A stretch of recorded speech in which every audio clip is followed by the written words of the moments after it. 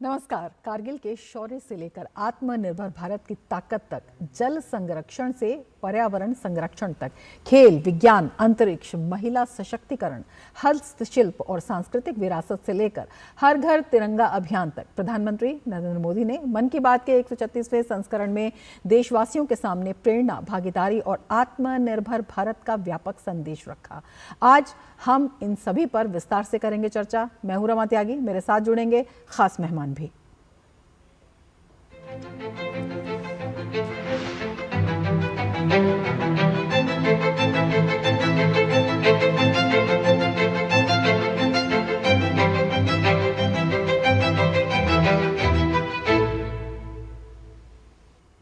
तो प्रधानमंत्री नरेंद्र मोदी ने अपने मासिक रेडियो कार्यक्रम मन की बात के 136वें संस्करण में देशवासियों को कारगिल विजय दिवस की शुभकामनाएं देते हुए वीर जवानों को नमन किया। प्रधानमंत्री ने आत्मनिर्भर भारत, रक्षा क्षेत्र में बढ़ती ताकत, जल संरक्षण, पर्यावरण संरक्षण, खेल, विज्ञान, अंतरिक्ष, हस्तशिल्प और वोकल फॉर लोकल जैसे कई विषयों पर देशवासियों का आह्वान भी किया। दिखाते हैं आपको ये खास रिपोर्ट। कारगिल विजय दिवस के अवसर पर प्रधानमंत्री नरेंद्र मोदी ने देश के वीर सैनिकों के साहस और बलिदान को नमन किया। उन्होंने कहा कि आज का भारत अपने सैनिकों के शौर्य को नई पीढ़ी तक पहुंचा रहा है और इसी उद्देश्य से शौर्य विजय यात्रा आयोजित की गई है। प्रधानमंत्री ने स्वदेशी रक्षा उत्पादन INS Mahendragiri, Pinaka long range guided rocket और कुशा मिसाइल की सफलताओं का उल्लेख करते हुए आत्मनिर्भर भारत की बढ़ती रक्षा क्षमता पर भी जोर दिया। आज का भारत अपने वीरों को सिर्फ याद ही नहीं करता, बल्कि नई पीढ़ी तक उनकी गाथा भी पहुंचाता है। इसी भावना से इस वर्ष एक विशेष शौर्य विजय यात्रा निकाली गई है। 14 जुलाई को दिल्ली के नेशनल वॉर मेमोरियल से शुरू हुई यह मोटरसाइकिल यात्रा द्रास के करगिल वॉर मेमोरियल तक पहुंचेगी। इसका संदेश है one ride, one nation, one salute. यह यात्रा हमें याद दिलाती है कि राष्ट्र के लिए दिया गया बलिदान कभी भुलाया नहीं जा सकता। प्रधानमंत्री ने कैच द रेन अभियान के तहत जल संरक्षण को जन आंदोलन बनाने का आह्वान किया। उन्होंने मध्य प्रदेश, महाराष्ट्र, आंध्र प्रदेश, छत्तीसगढ़ और ओडिशा सहित कई राज्यों में जल संरक्षण के सफल प्रयासों का उल्लेख करते हुए हर नागरिक से पानी की हर बूंद बचाने की अपील की। मध्य प्रदेश के सीधी जिले में करीब 1,500 तालाब बनाए गए हैं। नरसिंहपुर में अमृत सरोवरों को संवारा गया है। महाराष्ट्र के नासिक में बड़ी मात्रा में पानी सहेजने की क्षमता विकसित हुई है। आंध्र प्रदेश के नंदयाल में सभी ग्राम पंचायतें इस अभियान से जुड़ी हैं और पुराने तालाबों को फिर से उपयोगी बनाया गया है। हमारे शहर भी पीछे नहीं है। छत्तीसगढ़ के कोरबा, उड़ीसा के भुवनेश्वर और आंध्र प्रदेश के विजयनगरम इस अभियान के उत्साहजनक परिणाम दिखाई दे रहे हैं। खेल और विज्ञान के क्षेत्र में भारत की उपलब्धियों का जिक्र करते हुए प्रधानमंत्री ने PV सिंधु की जापान ओपन जीत, भारतीय महिला क्रिकेट टीम की ऐतिहासिक टेस्ट जीत और साइंस ओलंपियाड में भारतीय छात्रों के शानदार प्रदर्शन की सराहना की। उन्होंने निजी क्षेत्र द्वारा विकसित पहले भारतीय रॉकेट विक्रम-1 के सफल प्रक्षेपण को भी देश के लिए गौरव का क्षण बताया। कुछ ही दिन पहले ग्लासगो में कॉमनवेल्थ गेम्स शुरू हुए। हर देशवासी भारतीय दल को निरंतर अपनी शुभकामनाएं दे रहा है। उनकी कामना है कि सभी खिलाड़ी और एथलीट बेहतरीन प्रदर्शन करें और लोगों का दिल भी जीते। हमारे युवाओं ने हाल के दिनों में स्पोर्ट्स में कई शानदार उपलब्धियां हासिल की हैं। PV सिंधु बैडमिंटन में जापान ओपन का खिताब जीतने वाली पहली भारतीय बन गई हैं। उनकी इस उपलब्धि पर पूरे देश को गर्व है। भारतीय महिला क्रिकेट टीम ने भी लंदन में लॉर्ड्स स्टेडियम में अपना पहला टेस्ट मैच जीता है। यह एक ऐतिहासिक जीत है। विक्रम-1 इसके सफल लॉन्च से हर देशवासी गौरव से भरा हुआ है। हम सभी भारतीय स्पेस सेक्टर के इस ऐतिहासिक क्षण के साक्षी बने। युवा हित को देखते हुए हमने स्पेस सेक्टर को प्राइवेट सेक्टर के लिए खोला। आज इसका परिणाम दुनिया देख रही है। हमारे युवा साथी साइंस में भी भारत का मस्तक ऊंचा कर रहे हैं। प्रधानमंत्री ने कश्मीर की पारंपरिक वगू चटाई, उत्तर प्रदेश की महिला स्वयं सहायता समूह द्वारा तैयार हर्बल चाय और वोकल फॉर लोकल अभियान का उल्लेख करते हुए स्थानीय उत्पादों को अपनाने का संदेश दिया। उन्होंने एक पेड़ मां के नाम अभियान, प्लास्टिक कचरे के पुनश्चक्रण और पर्यावरण संरक्षण के प्रयासों को भी देश के लिए प्रेरणादायक बताया। श्रीनगर के गुलाम हुसैन जी और उनकी बेटी तंजिला जी ने एक संकल्प लिया। दोनों वगु क्राफ्ट की परंपरा को एक नया जीवन देने में जुट गए। गुलाम हुसैन जी बहुत ही साधारण परिवार से आते हैं। उन्होंने इस काम में कई तरह की चुनौतियां भी आई, लेकिन वगु के संरक्षण का उनका संकल्प अडिग था। देखते ही देखते उनके इस प्रयास से बहुत सारे लोग जुड़ते चले गए। प्रधानमंत्री ने राष्ट्रीय हथकरघा दिवस से पहले बुनकरों और खादी उत्पादों को बढ़ावा देने की अपील की। साथ ही त्रिपुरा के पारंपरिक वाद्य यंत्र चोंगप्रेंग के संरक्षण, डॉक्टर एपीजे अब्दुल कलाम को श्रद्धांजलि और आगामी हर घर तिरंगा अभियान में बढ़ चढ़कर भाग लेने का आह्वान किया। उन्होंने स्वतंत्रता दिवस के लिए देशवासियों से माईगॉव पोर्टल पर सुझाव भी आमंत्रित किए। बीते कुछ वर्षों में खादी काफी लोकप्रिय हुई है। पिछले 12 वर्षों में इसकी बिक्री 6 गुना बढ़ी है। बिक्री का यह आंकड़ा अब 8,000 करोड़ रुपए के करीब पहुंच चुका है। मेरा आप सभी से आग्रह है कि आने वाले त्योहार में खादी का कोई न कोई, हैंडलूम का कोई न कोई, हैंडीक्राफ्ट का कोई न कोई प्रोडक्ट जरूर खरीदें। तो सुरक्षा से लेकर समृद्धि तक देश की गौरव गाथा को प्रधानमंत्री ने आज रखा और तमाम विषय हैं जिन पर जनता से आह्वान भी किया। इन्हीं सब विषयों पर हम चर्चा करेंगे। तो खास मेहमान हमारे साथ जुड़ चुके हैं। लेफ्टिनेंट जनरल संजय कुलकर्णी हमारे साथ जुड़े हुए हैं, पूर्व डायरेक्टर हैं जनरल इन्फेंट्री के, और रामकृपाल सिंह जी हमारे साथ जुड़े हुए हैं, सीनियर जर्नलिस्ट हैं। अपने दोनों ही मेहमानों का हम स्वागत करते हैं। सबसे पहले कुलकर्णी जी आपके पास आना चाहेंगे और आपसे समझना चाहेंगे, प्रधानमंत्री नरेंद्र मोदी ने आज मन की बात की जब शुरुआत की तो कारगिल विजय दिवस में सेना के शौर्य को न केवल श्रद्धापूर्वक नमन किया बल्कि उस गौरव गाथा को देश के जन जन तक पहुंचाने के लिए one ride one nation one salute का भी जिक्र किया। ये कितना बड़ा कदम है, कितनी बड़ी पहल है और इसके साथ ही कितना बड़ा संदेश भी है कि जो स्वतंत्रता, जो आज़ाद सांस आज हम ले रहे हैं, जो आज़ाद फिजाएं आज हमारे पास हैं, उनके लिए एक बड़ी जिम्मेदारी देश की भी है, देश के युवाओं की भी है। बहुत बहुत धन्यवाद रामाजी और को पैनलिस्ट और आपके करोड़ों दर्शक। मैं कहूंगा कि कारगिल दिवस के ऊपर प्रधानमंत्री हमेशा कुछ ना कुछ अच्छी ही बात कहते रहते हैं और सबको प्रोत्साहित करते हैं। इससे विश्व का, पूरे देश का और पूरे विश्व में जितने भी भारतीय हैं, हम सबका मनोबल ऊंचा होता है। और खासकर जब, जैसे आपने बिल्कुल ठीक कहा, कि लगता है कि आजादी की हर सांस जो है हम अपने वीर सैनिक जो है उनकी एक, मैं कहूंगा कि अमर गाथा है। और यही कारण है कि जब भी कारगिल दिवस, और जिस प्रकार से उन्होंने कहा कि मोटरसाइकिल का जो नेशनल वॉर मेमोरियल से लेकर के कारगिल मेमोरियल तक जिस प्रकार से जा रहे हैं, हर बार जितने भी देशवासी रास्ते में, मुझे लगता है एक मनोबल ऊंचा करने का एक बहुत बढ़िया। और इतना ही नहीं, मॉडर्नाइजेशन को लेकर के हर बार लगता है कि 99 में क्या था और आज 2026 में किस प्रकार से हम लोगों ने अपने आप को ट्रांसफॉर्म किया है। वो ट्रांसफॉर्मेशन देखते हुए मुझे लगता है गर्व महसूस होता है। इतना ही नहीं, हर एक का मनोबल ऊंचा होता है, चाहे वो इंफ्रास्ट्रक्चर में हो, मॉडर्नाइजेशन हो, वेपनरी में हो, लॉजिस्टिक्स में हो, टनलिंग में हो, अब रोड वाइडनिंग में हो, मतलब हर एक ऐसे लगता है कि इतना सब कुछ 99। और हम देख रहे हैं लगातार कारगिल दिवस हम मना रहे हैं और हर कारगिल दिवस पे कोई न, इस बार अपने रक्षा मंत्री है कारगिल वॉर मेमोरियल के पास। तो आप देखते हैं कि ये जो जर्नी है, इस जर्नी को जो हम हर देशवासी महसूस करता है, यकीन करता है कि वाकई इसमें कोई शक नहीं कि हमारे देश में सैनिक ही नहीं, हर कोई अब सैनिक है। हर कोई में वो भावना आनी चाहिए, हर कोई में वो जो जज्बा, जुनून होना चाहिए, ये मेरा देश है। और उसके लिए जिस प्रकार से जो भी प्रयास सरकार करती है, मुझे लगता है उसमें कोई शक नहीं, मनोबल ऊंचा होता है। और उसको देखते हुए मुझे लगता है प्रधानमंत्री ने जिस प्रकार कहा है और जिस प्रकार से उन्होंने हर एक डीआरडीओ की के बारे में, किस प्रकार से डीआरडीओ ने पिनाका मिसाइल को लेकर के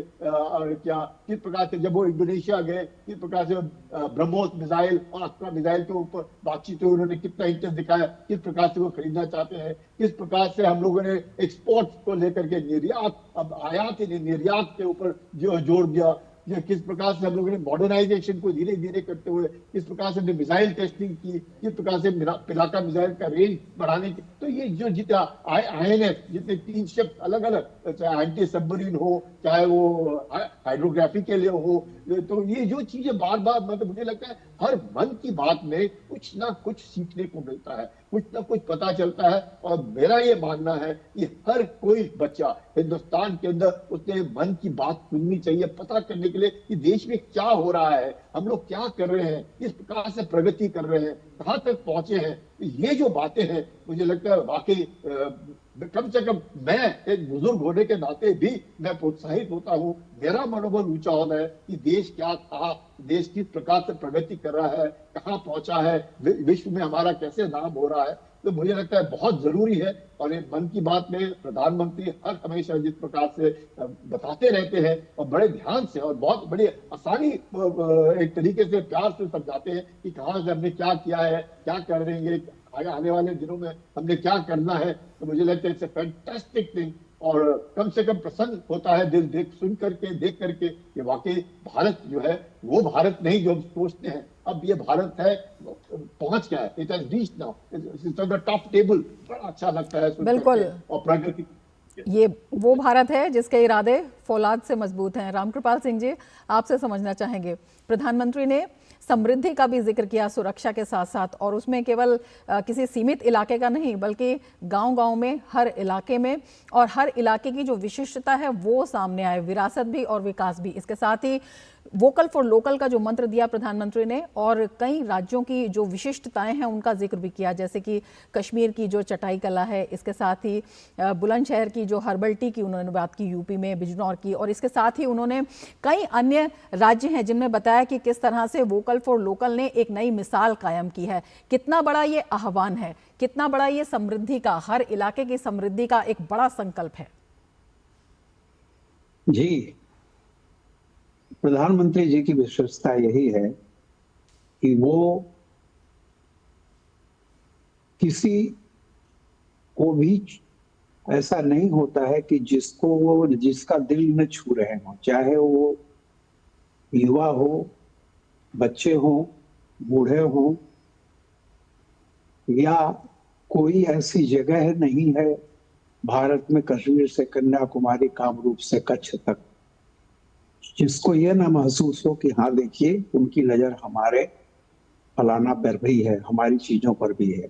जो आपने शब्द भी कहा कि जिस तरह से भारत हर क्षेत्र में प्रगति कर रहा है, उस प्रगति का एक तरह से सम्मान करते हुए, उसका बखान करते हुए, विरासत को भी साथ लेकर के, जैसे कश्मीर की वो जो दरी, उसको क्या कहे, चटाई जो बनाने की कला है, किस तरह से वो, या फिर त्रिपुरा का वो वाद्य यंत्र जिसको एक बड़ी उम्र के वो उसको बजा रहे हैं। तो हम अपनी विरासत को सजोते हुए, विरासत पे जो कुछ है जिस पर हमें गर्व करना चाहिए, उस पे गर्व करते हुए वोकल फॉर लोकल। तो ये जो प्रधानमंत्री जी का है कि मैं इसको अगर कहूँ कि जितना कश्मीर से कन्याकुमारी और कामरूप से कच्छ तक जितने भी फूल खिले हैं अलग अलग रंगों के, उनकी एक माला बनाते हैं मन की बात में, कोई भी छूट न जाए, हमेशा ये रहता है। अब आप देखिए, कपिल देव ने 1983 में उनकी कप्तानी में हमने लॉर्ड्स में मैच जीता था। महिलाएं हमारी क्रिकेट टीम उसी लॉर्ड्स में जीत करके आई, उसको लेके पीवी सिंधु से लेकर के, यानी युवा। और जो उन्होंने एक बात कही अभी पिछले ही संडे को, यानी 7 दिन पहले ही, कोई सोचे कि यही वो प्रधानमंत्री हैं, 28 साल के हमारे 2 युवा साथियों ने पहली बार स्पेस में रॉकेट लॉन्च किया है प्राइवेट सेक्टर। अब आप ये सोचिए कि जो एक ब्रेन ड्रेन का था कि हम जाएंगे बाहर तो प्राइवेट कंपनियों में बड़ा पैसा मिलेगा, सारी चीजें होगी, वो हमारे विज्ञानी आज खुद हमारे देश में एक ऐसी चीज कर रहे हैं। तो देखिए प्रधानमंत्री जी किसी को भी, मैंने कहा ना कि छोड़ते किसी को नहीं है। आज कारगिल दिवस है, जैसा कि कुलकर्णी साहब ने सारा बताया ही कि हम किस कठिन परिस्थितियों में, कहां से हम नीचे थे और कैसे हम ऊपर, जहां पर दुश्मन बैठा हुआ था, हमारे जिन लोगों ने त्याग और बलिदान देकर के जाके तिरंगा फहराया, वो यात्रा, आज शौर्य की यात्रा हम कर रहे हैं। लेकिन हमें जरूर उन वीर जवानों का नमन करना चाहिए जिन्होंने अपने खून से हमारे सीमाओं की रक्षा की और हम सबको आज ये उन्मुक्त एक तरह की जो हम सांस ले रहे हैं आजाद हवा में, उसके लिए हमें कृतज्ञ होना चाहिए ये भी। और देखिए पर्यावरण, मोदी जी जानते हैं कि आने वाला समय की सबसे बड़ी चुनौती जो है पर्यावरण, वो देखिए चाहे पानी हो, पेड़ हो, प्राणवायु हो, किसी भी चीज को, किसी भी सब्जेक्ट को वो जहां तक हो सके, जैसे उन्होंने उदाहरण लिया कि अभी अहमदाबाद में जितने पेड़ लगाए गए हैं, जो करके उत्तर प्रदेश में जिस तरह से एक दिन में इतने सारे पेड़ लगाए, एक पेड़ माँ के नाम। अब आप सोचिए कि एक 2047 में उसके बाद का भी भारत, मोदी जी के मन में हमेशा एक व्याकुलता रहती है कि हम, जैसा उन्होंने पहले कहा था, हजारों साल के भावी भारत की नींव रखने का यह समय है और वो रख रहे हैं। तो मुझे तो लगता है कि बहुत ही जरूरी उनकी एक एक बात सुन करके हम लगता है कि हम जैसे पूरे भारत की यात्रा कर रहे हों, क्या क्या चीजें खोज के निकालते हैं जिसको हमने नहीं देखा। अब आप सोचिए कि पद्मश्री पहले किसको मिलते थे, तमाम लोगों के सिफारिशों और पा करके आज ऐसे ऐसे लोग पद्मश्री लेने आते हैं जिनके पैरों में चप्पल भी नहीं है। तो ये जो मोदी की कला है कि मोती चुनना देख देख करके, और सब में ये साहस, ये विश्वास डालना कि हम आगे बढ़ रहे हैं, बढ़ते रहेंगे, और विरासत बोझ नहीं है, विरासत हमारी जड़ है जो तने को और मजबूती देगी। तो विरासत से विकास का जो मॉडल है, और वोकल फॉर लोकल, और जिसे मैंने कहा पानी से पर्यावरण, धरती, सब कुछ, कोई भी सब्जेक्ट छूटता नहीं है मोदी जी से। इसलिए मैं तो कहूंगा कि हर बार लोगों को सुनना चाहिए उनकी कि किस तरह का एक अनूठा प्रयोग उन्होंने शुरू किया था और आज भी कायम है वो। तो आज जिस तरह से बिल्कुल, एक उन्होंने पेड़ माँ के नाम ने सब्जेक्ट तो को वर्ल्ड जोड़ा, रिकॉर्ड भी बनाया और प्रधानमंत्री ने इसका बिल्कुल, जिक्र भी किया, और प्रधानमंत्री ने गिनीज ये बुक भी में कहा भी कि जो है। करोड़ों वृक्ष लगाए गए हैं, अभी जो पौधे हैं वो जब सघन रूप धारण करेंगे तो किस तरह से एक सुरक्षित वातावरण का और एक सुंदर वातावरण का निर्माण करेंगे, ये अपने आप में एक बड़ी, जिसे कह सकते हैं कि दीर्घकालिक सोच है। संजय जी, आपके पास आना चाहेंगे, आपसे समझना चाहेंगे, यही एक बड़ी सोच जो है देश की रक्षा आत्मनिर्भरता में भी दिखाई देती है। जब हम INS महेंद्रगिरी की बात करते हैं, पिनाका की बात करते हैं, कुशा की बात करते हैं, तमाम जो स्वदेशी रक्षा उपकरण है, अपने आप में कितनी बड़ी ये सामरिक ताकत है और कितना बड़ा एक विश्व को संदेश भी है। देखिए, इंडिजिनाइजेशन, आत्मनिर्भरता, सेल्फ रिलायंस के ऊपर बार बार जब हम प्रधानमंत्री की बात करते हैं, हम सबको याद दिलाते हैं, बहुत फर्क पड़ता है। ऑपरेशन सिंदूर में हमने देखा, अगर हम लोग आत्मनिर्भर ना होते, अगर अपनी टेक्नोलॉजी नहीं होती तो कितनी मुश्किल हो जाती। किसको मालूम है, पाकिस्तान को तो जो जब मर्जी जो करना चाहे वो करता है, वो तो आतंक का सौदागर है। लेकिन अब जिस प्रकार से पाकिस्तान के पास लेटेस्ट टेक्नोलॉजी, चीन उसको दे रहा है, अमेरिका उसको प्रदान कर रहा है, टर्की उसको दे रहा है, उसके बावजूद भी हमने देखा कि 100 घंटे के अंदर अगर पाकिस्तान घुटने टेक देता है, मकसद अपनी टेक्नोलॉजी जो जैम नहीं हो सकती, इसको कोई हैक नहीं कर सकता है, अपना बनाना है, हम दूसरे के ऊपर निर्भर नहीं है, जिसके लिए डिफेंस कॉरिडोर बनाए हैं, बार बार इसको प्रोत्साहित किया जा रहा है। किस प्रकार से हम एक्सपोर्ट के ऊपर ध्यान दे रहे हैं, किस प्रकार से हम 50,000 करोड़ एक्सपोर्ट करने की कोशिश कर रहे हैं। तो ये जो सारे जो प्रयास हैं, और जिस इन प्रयासों को, और खासकर ऑपरेशन सिंदूर के बाद हम देखते हैं किस प्रकार से इंडोनेशिया दिलचस्पी दिखा रहा है, किस प्रकार से वियतनाम दिलचस्पी दिखा, तो ये जो चीजें हैं ये विश्व भर में फैलती हैं कि भारत के अंदर एक, मैं कहूँगा, रिलायबल एंड एब्सोल्युटली इकोनॉमिकल, मतलब अफोर्डेबल जो है, मैं कहूँगा ग्लोबल साउथ में, वो बहुत जरूरी है। Because technology, affordable technology at a reasonable cost is something बहुत बाकी जो ये देश है देते नहीं है। कोई भी देश दे देता है टेक्नोलॉजी, कोई पार्ट नहीं करता, अपने पास नीच टेक्नोलॉजी रखता है। लेकिन अब उन्हें लगा है कि भारत अब ब्रह्मोस मिसाइल का, उन्होंने खुद देखा ये नहीं कि हम लोग कह रहे हैं कि हमारे पास हमने है, मैन्युफैक्चर करते हैं, हमने दिखाया भी ब्रह्मोस क्या कर सकता है, अस्त्र मिसाइल क्या कर सकता है, किस प्रकार से हम रेडार को कर सकते हैं, किस प्रकार से हम एंटी ड्रोन की कार्रवाई कर सकते हैं, हमारे पास किस प्रकार से एंटी सबमरीन मिसाइल्स हैं। तो ये सब देखते हुए बहुत जरूरी है कि एक तो खुद का मनोबल ऊंचा होता है, देश के अंदर लगता है कि हम किसी के ऊपर निर्भर नहीं है। बिल्कुल, स्ट्रेटेजिक पॉइंट ऑफ व्यू से भी ये जो भारत की धाक है विश्व भर में, ये अपने आप में बेहद महत्वपूर्ण है। रामकृपाल सिंह जी, जिस तरह से आप बता रहे थे कि केवल प्रधानमंत्री ने उपलब्धियां ही नहीं गिनाई बल्कि लोगों से आह्वान भी किया, चाहे हथकरघा दिवस हो उसके लिए, जो स्थानीय कारीगरी है उसको समृद्ध करने के लिए, उसको बढ़ावा देने के लिए, इसके साथ ही जो नई खेल संस्कृति का प्रधानमंत्री ने जिक्र किया, नए इनोवेशन का जिक्र किया, और जिस तरह से आप बता रहे थे स्पेस सेक्टर को पहले जो निजी क्षेत्र के लिए नहीं खोला गया था, उसके बाद जो खोला गया, तो पुरानी परिपाटी से हटकर एक नए विजन के साथ सरकार बढ़ रही है और उसमें लोगों को शामिल होने का प्रधानमंत्री का जो ये आह्वान है, इसको किस तरह से देखते हैं?